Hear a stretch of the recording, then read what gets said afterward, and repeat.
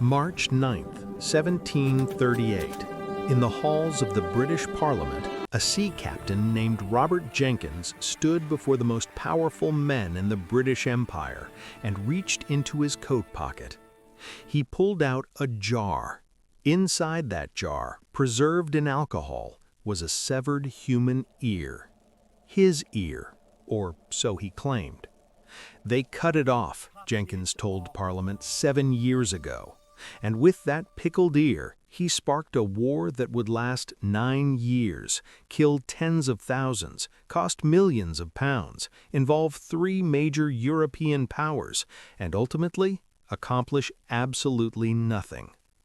Welcome back to Battlefield Absurdities. We've seen Australia lose to emus and an army attack itself.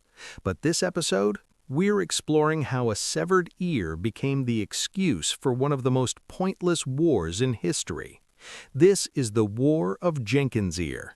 And yes, it's really called that. To understand how an ear triggered a war, we need to understand the intense rivalry between Britain and Spain in the early 18th century. By the 1730s, both empires had massive colonial holdings in the Americas. The Spanish controlled most of Central and South America, plus Florida and huge Caribbean territories.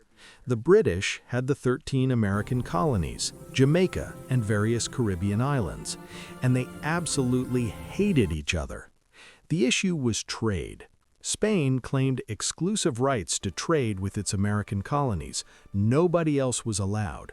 If you were caught trading with Spanish America without permission, the Spanish Coast Guard, the Guardacosta, would seize your ship, confiscate your cargo, and probably throw you in a Spanish prison. The British, naturally, ignored this completely. British merchants smuggled goods into Spanish ports throughout the Caribbean, making enormous profits. It was illegal, risky, and extremely lucrative. The Spanish cracked down. The British complained.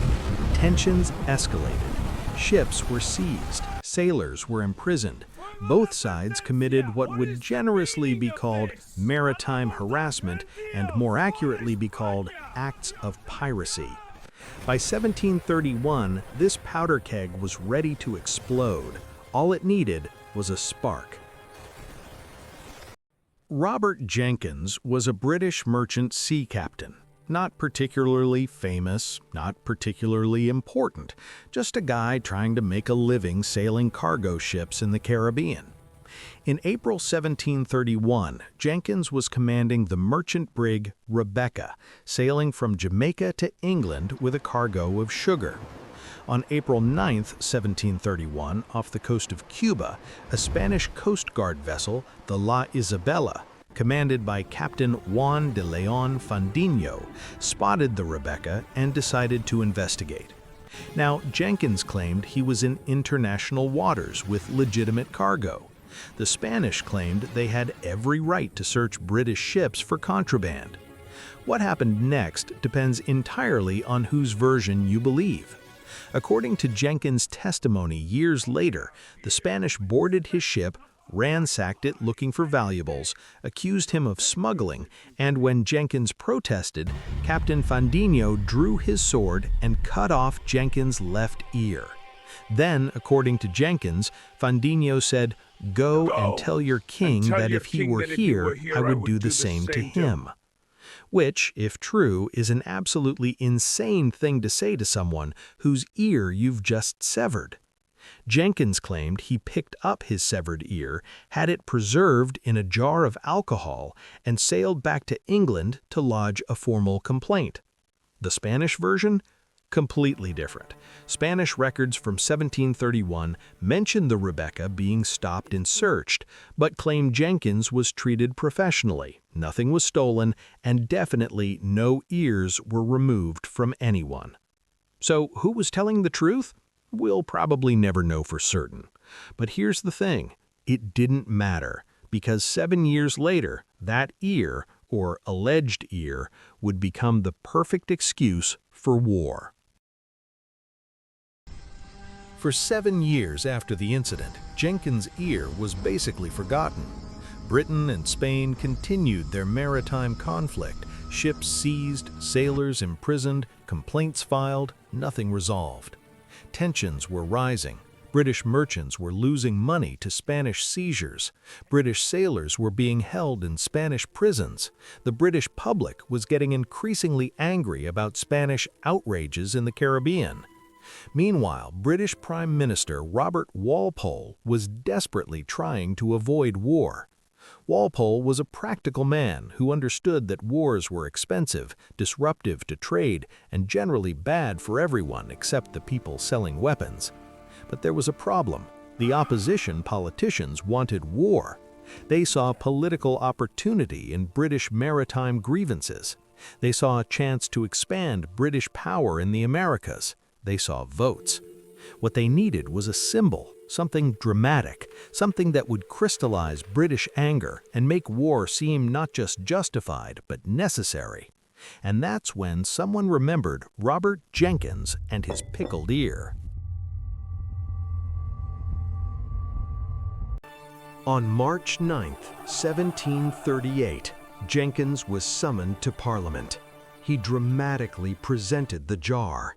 He recounted the insult to the king, and when asked what he did when he lost his ear, he famously replied, "I committed my soul to God and my cause to my country."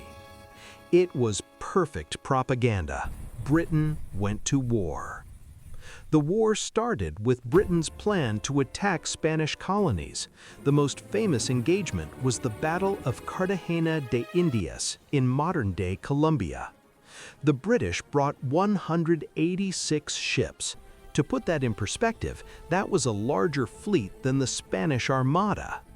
Defending the city was Admiral Blas de Lezo. This man is the main character energy of the Spanish Navy.